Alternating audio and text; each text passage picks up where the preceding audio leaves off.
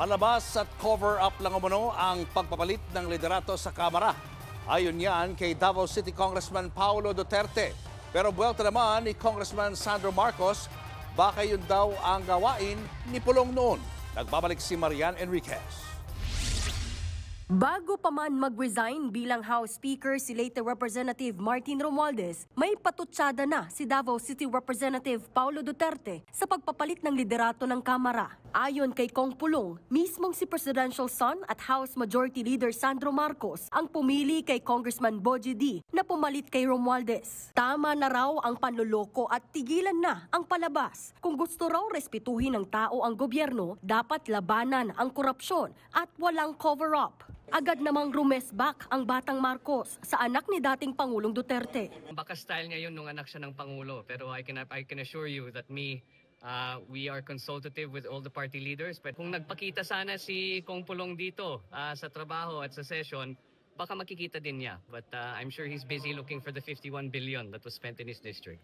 Nilinaw naman ng kaalyado ni Romualdez na suportado ng dating speaker ang pumalit sa kanyang si Kong D. Speaker Romualdez is in a good mood at okay naman siya at nakapag-usap na sila ni incoming speaker Bogie D at katatapos lang ng leadership meeting, so everything's well. Sa ngayon, wala pa naman daw magiging galaw sa ibang posisyon sa Kamara. Naniniwala si Senior Deputy Majority Leader Lawrence Defensor na ang bagong liderato ang magiging daan para maibalik ang tiwala ng publiko. The House needs this change. The House needs to rebuild its reputation and regain its integrity after what has happened to the anomalous budget on the flood control. We have to rebuild the public trust.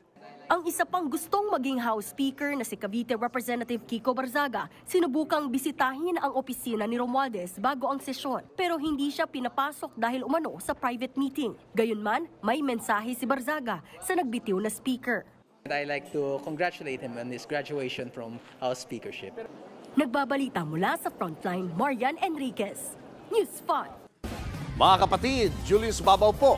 Para sa komprehensibo at makabuluhang balitaan at talakayan, mag-follow at mag-subscribe na sa social media pages ng News 5.